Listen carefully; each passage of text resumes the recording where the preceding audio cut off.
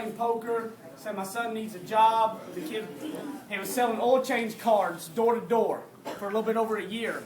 He was running a team of salespeople selling oil change cards door to door. And when his dad told me that, I was like, oh God, please give me his number because I can make that guy some money. And he come sat down with me, interviewed. There was a kid who walked in with a Nirvana t-shirt, beat up old car, spiky hair, and just literally was clueless, but said, I want to make some money. And I said, okay. And 7 months later, he has about 4 3-piece suits, a Cadillac. He's an ADM now in Dallas, running a very successful sales team. So I'm going to let him do a little bit more of talking about his story. I won't get into it as much as I'll let him do it. But I'll tell you guys, this is definitely something that you want to listen to, take in regards, and soak it in and spend a lot of time with this guy. He's going to be here this week helping us. And we got a little introduction. We got a little introduction music from Nick. We thought it'd be real funny with him and his little Nirvana t-shirts coming in with us, and we figured, hey, we give him a little introduction. Woo! All right.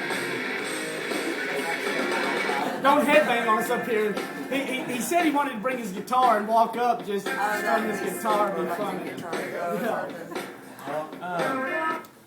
I always thought that I would have reached the pinnacle of my career when I got introduced by Nirvana, but it hasn't happened yet, so there's many more of those to come. But I wanted to share personal success with you guys. This morning I actually had my very first shave, so I'm a man now, so I'm qualified to do it. But Nick, I have to do this after the whole Nirvana intro and everything. I want you to use the mic because you can't hear you back there. Okay. What you have to say is important. Guys, if this doesn't light your fire, your wood is wet. So I want to make sure you hear it. Good to go. Let's get the mic down, okay? Y'all hear me? Okay. Thank you. All right. Hold it up. It's hard. I know it echoes. Just you get used to it. Okay, that's fine. It's a lot easier for Heath or, like I was telling him yesterday, pretty much anyone in the room to get up here and tell my story rather than me, because when I came in, like he said, I didn't know anything about insurance. And for me, the culture I knew, I thought, well, hey, all the insurance agencies in the world must be just like this. So it was kind of a wake-up call for me 6 months down the road to learn, hey, I'm actually in a really cool spot right here. You know, we've got great support from home office, but really the leadership and the systems and the motivation, everything I got passed down from me from Heath was what helped me to be a success. Like you said, when I started, I had long hair and no money, and really what was awesome about that is that I was able to just pick up the phone and make some phone calls not knowing anything about insurance, and I knew that they would take care of me and that they would help me to be successful. It took me, my first interview with them was December 10th, and it took me 3.5 months to get my license and get my producer number, just because I was flat broke. I was still going to college full time, and I was just saving up every little bit I had to be able to come on board. I didn't want to take money from them, just not knowing if I was going to be a success or not. So I wanted, to have that vested interest in myself, that if I'm going to really do this, I want to pay for it myself and build it up that way. But during that 3.5 months, what kept me coming back is that, we had such a winning atmosphere. We had Monday morning meetings every Monday, and they always constantly had the vision in front of us.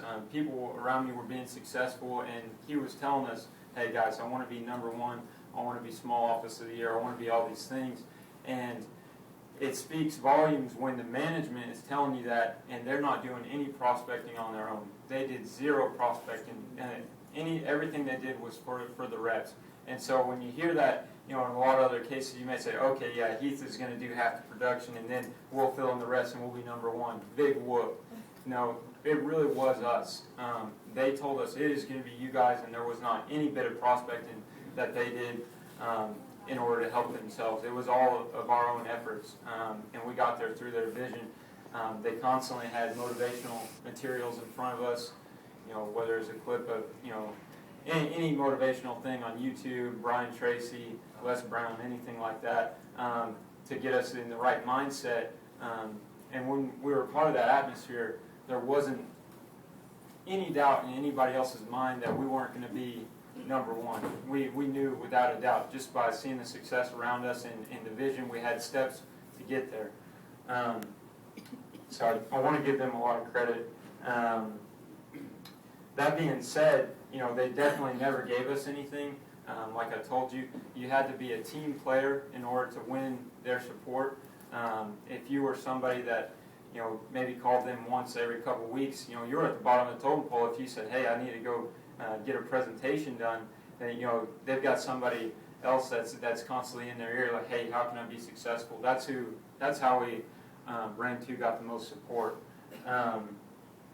But like you said, when I had the interview with him, I definitely had no clue what he was talking about, and I was pretty much bluffing. I was like, oh yeah, that's yeah.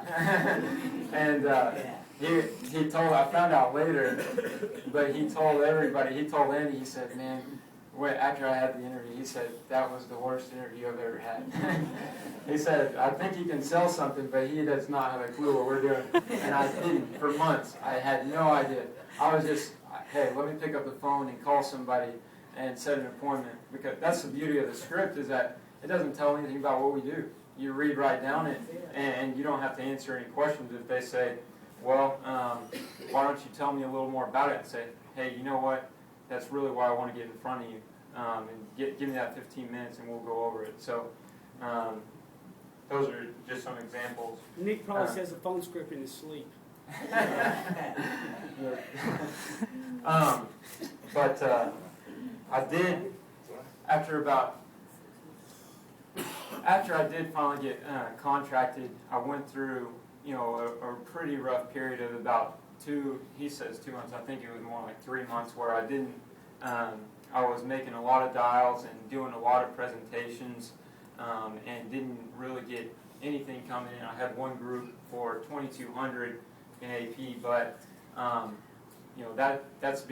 been there since 6 months from the date of the interview, so I wasn't having really any success. And Keith, he just kept telling me that,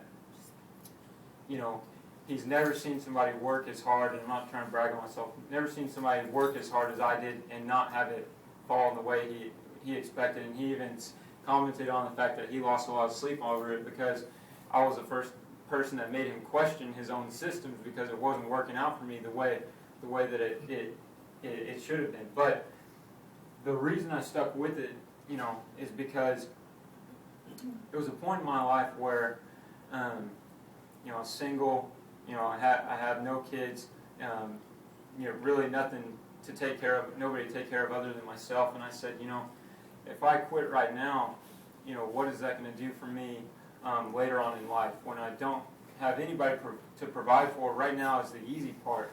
I can't give up now.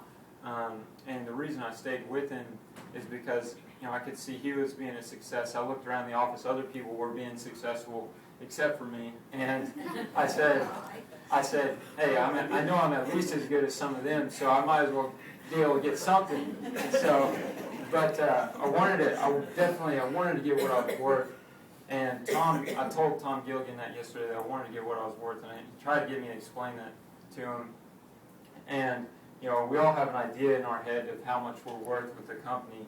And I thought about it last night, but what it really was, and this comes from Brian Tracy, you have to achieve it in your mind before you ever achieve it in reality. And in my mind, I had already seen myself up at the top of the upper echelon of salespeople. And so that's why I didn't give up, because I was already there, But, yeah, there you go. All right, come on.